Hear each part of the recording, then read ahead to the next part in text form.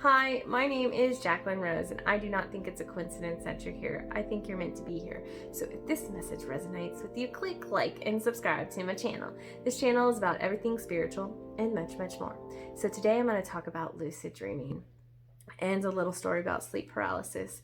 I'm going to tell you right now, I don't know a ton about lucid dreaming. I have just started to kind of dive deep into it in the last year and a half. And I just wanted to share my experience and start up a line of communication so people can share their experience with me and we can go back and forth. And so what happened to me is I was really stressed out because my car had broke down and I was going on vacation and I was worried about money, blah, blah, blah. And so I woke up one day because I went to bed thinking about this thing. So I woke up and I was thinking about it again. This is why it's important to, when you go to bed, on what you're watching, what you're consuming, because you'll wake up and you'll live it in your dream state. So I woke up, I was stressed out, I was going to go to my therapist, I was going to go over all the shit, I was going over all the shit I was going to tell her. And so I took a bath, and in the bathtub I asked my angels to please help me during my dream state. Help me calm down, help me get out of this thing that I was in, this anxiety that I was in. So I forced myself to go back to sleep. And in the dream, I was walking into some area and it had a rectangular pool, and I was asking somebody, like, the transition from life to death, would I know? Would I feel the difference? And then I did this crazy yoga move where my legs were out, and I can't do this yoga move, but my legs were out and I was holding my body up, and I floated up into that position. And I remember in the dream fully feeling it in my body. Like I was like, oh shit, I can feel this. And then I jumped up and did some crazy flip, and I jumped in the water, and then I was floating in the water. But I was floating like you would float in air.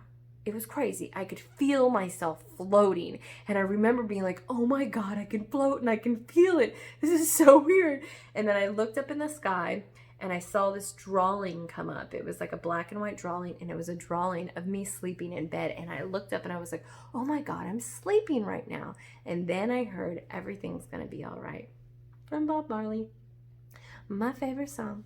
And so I woke up and I was like, immediately, like, that anxiety just kind of was like gone, because first of all, I was like, what the fuck just happened? I literally felt in my body in my dream. It was the weirdest thing. And so I went to my therapist and talked to her about the dream, and she kind of told me the meaning of it because she's kind of into this esoteric stuff.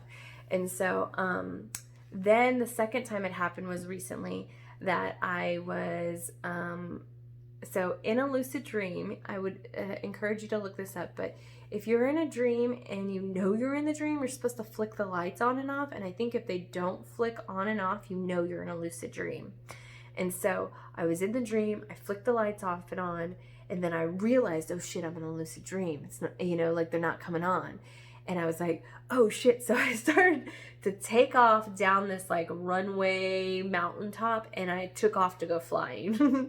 And I guess I just went and flew off. I don't know, because I didn't remember the dream until one night or 2 nights later. I was starting to go into the theta state with my son. I was starting to fall asleep with him. And all of a sudden, the memory of the dream came back into my brain. And I got up and I was like, oh shit, I lucid dreamed. I can't say that, the other night. And then I remembered the whole thing, and I was like, oh crap, I did that. See, to lucid dream, one step is to set the intentions. And that night that had happened, I had woken up in the middle of the night because my dogs wake me up all the time. And I had woken up and went back to sleep. And that's part of it. If you want to intentionally do lucid dreaming, you want to wake up in the middle of the night and then slowly like go back to sleep and pull yourself out of your body. I don't know all of that. I'm still working on it. I just set my intentions every night and see what the fuck happens, okay? And so I wanted to share those stories because I know that there's people out there doing this. I know there's tons of techniques, and I just wanted to show, like, have an open dialogue about it amongst my followers and my friends, And then I want to share a story about sleep paralysis. Now, this happened to me when I was 18 years old. And I did not know what was happening back then. I didn't know any of these things. I was living with my mom, and I was in my house and in my bed. And I remember waking up and I don't remember if my eyes were open, but I was waking up. My brain was awake, but I couldn't move my body. And I felt like somebody was sitting on my chest, like pushing me down. And I remember freaking out because it was like paralyzed. And I could not move, and I was standing there. And then all of a sudden, something let me go, and I woke, like I was awake. And I was like, what the fuck happened? Calm myself down, try to go back to sleep, and it happened again. Where I was going back to sleep, and something was, and I felt then like it wasn't a good presence. And from what I understand a little bit about sleep paralysis in the spiritual world is when lower entities can come in. And back then I was definitely in a low vibration. Okay, I work on my vibration now, but that is something that probably happened there, where there was a lower energy pushing me down. Because right after that it happened again, and I couldn't move again. And finally, when I got out of it and I was able to move, I jumped my happy ass up and went to my mom's room and cuddled with her. And that is not like me. I don't go cuddle with somebody because I was even at 18 years old, because I was scared. But I haven't looked into a lot about sleep paralysis because it was kind of scary for me, to be quite honest. I didn't even know what to do with that like whole experience. I just wish it would never happen again. I wonder if I saged back then. I probably saged back then. I've been saging for years. But I wanted to share these stories so, you know, you can not feel like you're alone. That's always my point here, is that has any of this stuff ever happened to you?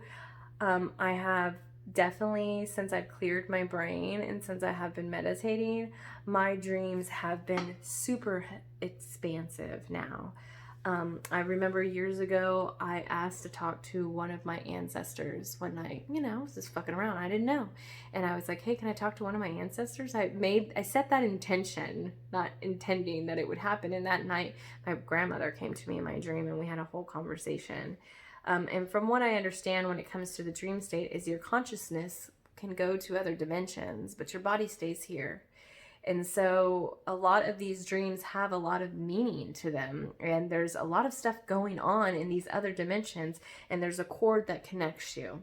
Like I said, I would encourage people to look up the dream states. I would encourage you to do some research on it, because once you understand it, you can also unfold these things that are happening during your dream state and what they're trying, what the stories and the communication is about to help you in this dimension that we live in this life. There's a real life, I guess you can say, as real as it can be. But that's kind of how I am now with dreams. I try to write down as many as I can. I try to write them down as soon as possible, and then I look up symbols, because sometimes I'll only remember like smoke or like a yellow bike or some bullshit like that. So I'm always trying to like decode everything that I get, people, because I get meditations and waking life is just magical, and I'm always trying to figure it out.